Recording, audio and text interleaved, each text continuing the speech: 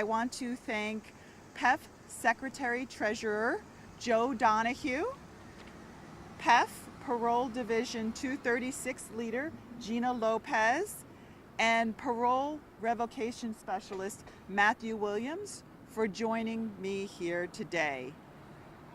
We are standing here in front of the Erie County Courthouse to talk about a problem with our criminal justice system, and that is our state's parole revocation process.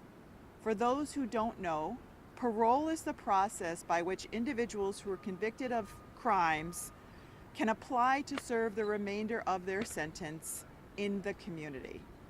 It is a privilege granted to individuals who display good behavior in prison, and it comes with strings. In order to continue with this privilege, parolees must show that they can comply with the conditions of release. They must show their probation officers and parole officers and the public that they can lead a law-abiding life. Parole is a privilege. It is not a get-out-of-jail-free card. And the conditions imposed on release help to ensure the safety of the public and to help the newly released individual reintegrate back into the community. These rules, these supervision rules, may include maintaining employment, letting your parole officer know if you've been in contact with the police, abiding by curfew, refraining from drug use, attending mandatory mental health or drug counseling sessions, and so on. These rules are there to protect everyone, the parolee and the public. And it's the job of these fine professional parole officers to ensure that these rules are being followed. It benefits everyone if parolees succeed in maintaining a law-abiding life and becoming law-abiding members of our community. But unfortunately, in 2021, the legislature passed legislation called the Less is More Act that makes it harder for these officers to do their job in some instances. The legislation was intended to prevent parolees from going back to jail for what we'll call technical violations like missing an appointment or being late from curfew. But in reality, the legislation went too far, and as these officers will tell you, it has handicapped their ability to enforce compliance with the rules and conditions of release. Quite simply, there are little to no consequences for violations. And the case of Edward Kint, which I know a lot of you have covered, a convicted murderer who was released on parole in March of 2023, is Exhibit A as to the problem of these changes. Kint poses a real danger to the community. Yet, the Less is More Act limits the ability to reincarcerate him despite his flagrant unwillingness to abide by the conditions of release. I've introduced legislation to address some of the shortcomings of the Less is More Act and to roll back some of those changes. More specifically, my legislation would give more flexibility to parole and probation officers if the defendant violates conditions that might be deemed technical in nature, but also pose a danger to the public. It would also increase penalties for absconding. Right now, if you abscond, if you leave without telling your probation officer where you're going and you go somewhere you're not supposed to go, as Edward Kint did, it's only 7 days if it's your first violation, up to 30 days if you've had many, many violations. That's ridiculous, and it defies common sense. This legislation would also allow somebody to be reincarcerated for absconding and would recognize that fleeing is a very serious violation that can suggest future criminal behavior. I intend to make passage of this legislation a priority next year, and I want to thank the officers for joining me here today to speak a few words about what their experience has been with this legislation, why it's a problem, and why we need to fix that. So with that, first I'm going to introduce Gina Lopez. Good afternoon. My name is Gina Lopez. I am a PEF member and the division leader of the PEF's Parole Officer Division. PEF parole officers have been very concerned about the enactment of Less is More since it was first passed in 2021, and we sounded the alarm immediately. While we support expanded resources to support parolees, this law effectively eliminates our ability to manage the parolee population and keep communities safe. The vast majority of parolees want to successfully reintegrate back into their communities and require minimal supervision by our officers. We work to support those individuals and help them identify housing opportunities, jobs, pursue education, and address their mental health and other addiction issues. But there are some parolees who are being released under less is more who have no business being back in the community. They are the threat because they have no intention of becoming successful community citizens. Mr. Kent is one of those individuals. First, let's be clear. Parolees have not completed their court-imposed prison sentence associated with their conviction. They have been afforded a special opportunity to serve the remainder of their sentence outside of prison, provided they act lawfully and adhere to their parole plan. The case of Mr. Kent is a clear example of some of those shortcomings of less is more. Mr. Kent raped and strangled Penny Brown to death in 1999 and pled guilty to second-degree murder. He was serving his sentence when he was offered the opportunity for parole last year. Mr. Kent failed to maintain his parole monitoring device, fled his halfway house in Poughkeepsie without notice, and traveled across the entire state to Cattaraugus County before being apprehended. Under the less is more law, if Mr. Kent is not charged with a crime, he will only serve up to 30 days in jail. Furthermore, while his violation process is pending, he is still collecting his time credits, meaning for every 30 days he is out on parole without a finalized disposition violation, he's getting 30 days taken off of his sentence. I cannot imagine a single supporter of the less is more law arguing that this is what it was intended to do, letting a convicted murderer flee from his supervised residence and travel across the state without any accountability. What are we doing here? How is this helping him, and how is it helping the New York communities? Assemblymember Wallace's bill would increase penalties for parolees who abscond or flee from their parole officer, and would reauthorize incarceration of parolees who do not adhere to their court-ordered mental health and addiction treatment, including sex offender treatment.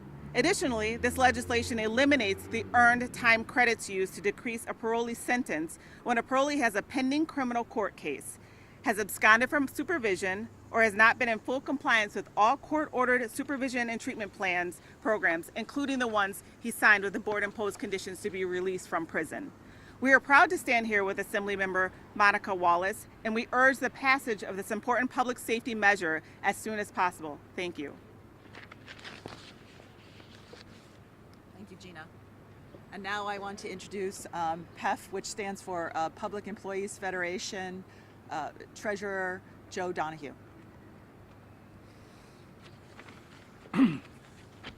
Thank you, Assemblymember Wallace. Hi, my name is Joe Donahue, and I am the Secretary-Treasurer of the Public Employees Federation. PEF represents approximately 53,000 state employees in professional, scientific, and technical titles. Our members live and work all around the state of New York. Our members are the teachers, the nurses, the mental health specialists, and the addiction counselors for the incarcerated population for the Department of Corrections and Community Supervision. PEF also represents the state's parole officers, who provide oversight and support for the formerly incarcerated as they work to reintegrate successfully into society. We are here, as Gina said, to support our friend Assemblymember Monica Wallace and her efforts to pass legislation to fix the less is more parole reform law enacted in 2021. Less is more was the most sweeping parole reform legislation passed in the state's history. While less is more did some good things like expanding due process rights for parolees and establishing earned time credits for good behavior, this law also limited the ability of parole officers to protect the public and to hold parolees accountable for their actions. This law needs to be reformed so that law-abiding citizens can be kept safe. All New Yorkers deserve to be protected from convicted, violent felony offenders who have no interest in being successful members of their communities. Assemblymember Wallace's legislation would allow for the potential reincarnation, as Gina said. Let's use common sense and provide real support for those parolees who are doing right by themselves and their communities, and punish parolees who are not. We need to protect the public by holding people accountable for their actions and their inactions. We are appreciative of Assemblymember Wallace for her determination and effort, in getting this important bill passed in the Assembly, and we will continue to work with her to get this legislation passed at the earliest possible opportunity. Thank you. Thank you very much. And I guess we'll take questions if you have any. That's Assemblymember, have you been able to speak to the legislator who introduced this bill originally and see if you can work with them to help them understand your concerns? I mean, I know I was speaking with my colleagues in the Assembly when this legislation was being considered, and I argued against it, voted against it. As was said by the officers, there were some good things about maybe increasing protections and oversight. I believe that legislation also added more officers to allow more, but at the same time, it did reduce penalties for violations. And I know, based on my prior experience, having worked at the federal courthouse for many, many years, that these conditions are in place for the benefit of the public and the benefit of the parolee.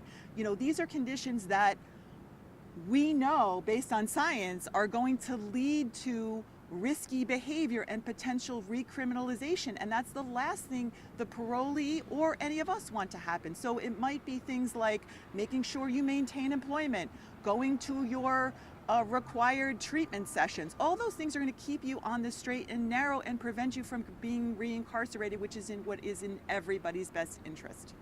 As you understand it, what was the rationale behind reducing penalties for violating parole? There was a perception, which I would suggest was a misperception, that individuals were being reincarcerated for minor technical violations. I believe that might have been happening after they had already had a bunch of chances, and then there was like a last straw, but I don't think anybody like missed curfew by a few minutes and was going back to jail. I don't think that was accurate. So I think there was a misperception. And you know, now we're seeing this law in action. And as I said, the Edward Kint case is just exhibit A. There are plenty of cases that they can give you that will be examples of situations where they've seen lots of people be successful, but those few people who are not being successful are taking up so much time, and they're very worried about the potential for those individuals committing further crimes. And they want to be able to keep them accountable before they do that. Can you just explain exactly how the lessons learned impacted the Edward Kint case?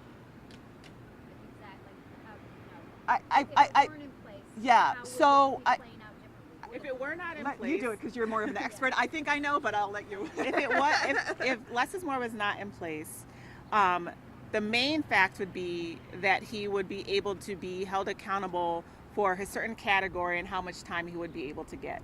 Because absconding is not considered a new crime, correct? So not following through with any of your parole supervision before, we would be able to hold you accountable and say, okay, based on this, we can give you 12-month hold, 15-month hold. But however, the way it's written now, the only thing we can give you is 7 days for your first violation of absconding. And you could have left the country. You could have left to a different state. If your only violation is absconding and not adhering to complying with your sex offender treatment, not complying with your mental health treatment, and you absconded and left, all we can hold you probably for is 7 days on your first violation. Previously, what was the penalty for doing that before this less is more? It depended on his category, like second-degree murder. Maybe he could have been held immediately for a 12-month hold, 15-month hold. Those are the different types of categories that we no longer can take into consideration. The less is more didn't influence the parole board's decision to let him. No, less is more has nothing to do with the parole board. The parole board is separate. They have to go in front of them and they agree to those stipulations that are imposed on them that they will follow through to be released. So what's the most that can happen to Edward Kint now? Up to 30 days, if there's no new crime. Assemblymember, And let me just clarify. I believe it's 30 days because he already had other violations Yes. that they could have held him accountable for. If it was just absconding and coming here, the most would be 7 days. Yes. So, you know, that just seems to defy common sense to a lot of people, I think to a lot of us. yeah, I was going to say, you know, when we heard about bail reform, that's been discussed, you know, about how do you handle that. Kind of got into an upstate, downstate situation, quite frankly, a lot of times, because the concern was sometimes downstate lawmakers may not quite understand, or there's a bit of an ideological difference there. Do you have a concern about this situation where you were going to try to make some changes, roll back some things, you might run into some of that downstate opposition from your fellow lawmakers? I think it's more about really educating the lawmakers on what the consequences were. I think there's, I'm not sure if it's a geographic difference as much as some people are more influenced by advocates, we'll say. And I'm a lawmaker that likes to look at what the data says. And I think, and maybe really dive in and talk to the stakeholders about what they think will happen with this legislation. So I think it's more of an education, and I think once people are educated, there were some good things, but it went too far. And let me just be clear, the difference between bail reform and these are individuals that have already been convicted of a crime, right? So bail reform was people who were just accused of a crime. This is somebody who's already been convicted. They have a privilege to be serving the rest of their sentence in the community, and that privilege comes with conditions. And if they cannot follow those conditions, they have no business being out in the community. So what's your remedy to correct this? I mean, specifics? I have a bill. We can get you the specifics on the bill if you'd like that. So the bill, as we said before, would increase the penalties for absconding, allow reincarceration for absconding. It would, there were a lot of things called technical violations that you're not allowed to really violate somebody or put them back in jail for. I think there are some technical violations that might seem, that might be defined as technical, but are really in the best interest and but the violation or the pattern of violations of those suggests maybe a danger to the community. So it would really just give more discretion to these professionals. These are professionals to be able to do their jobs the way that they're trained to do. Would you also agree some members of the Cattaraugus County Legislature have also called upon the governor to look overall at the parole system and the parole board? Their concern is that sometimes they are perhaps allowing individuals to get this privilege, as you put it, of release type program. I don't know, how do you feel about that? I think the biggest problem with the parole board is that they're overworked. There's too many cases per parole officer, and they're not at a full complement. My understanding is there's supposed to be 19 members, and they right now only have about 16 members. And I think each one of them has about 500 or more cases. So being able to really do a deep dive on those cases requires there be more individuals to help with that process. That's but I certainly would be open to looking at, as these officers have said, there's people who have gotten out who deserve to get out, right? It just should be a fair process. And in order for it to be fair, we need to be able to let these parole board members do their job in the way we expect them to do it, and not, have them be so overworked they're just sort of rubber stamping things one way or another. This has been introduced, correct? Yes, actually, it was introduced back in 2021 after the less is more legislation was passed. But, in light of recent events, I think it's clear that we should be prioritizing this. And you can give us like the number of the Yep, certainly can. Yes. Spell your first name. Mine? Yeah. Gina, G-I-N-A. Oh, sorry. Gina, G-I-N-A, Lopez, L-O-P-E-Z. Title? My title, I am the Division Council Leader for PAF Division 236, which represents the parole officers. And I'm a parole officer in Rochester, New York. trying to clarify. Sure. That's not going to fit under. Sorry. Can I get your name and spelling, please, sir? Joe Donahue, D-O-N-A-H-U-E. I'm the Secretary Treasurer of the Public Employees Federation. Thanks, guys. Thank you. Thank you. I was thinking we were going to break out with a little sports talk or something. Thank you. Go Bills. We like to handle our press conferences with that. You're gonna rip on me with a G?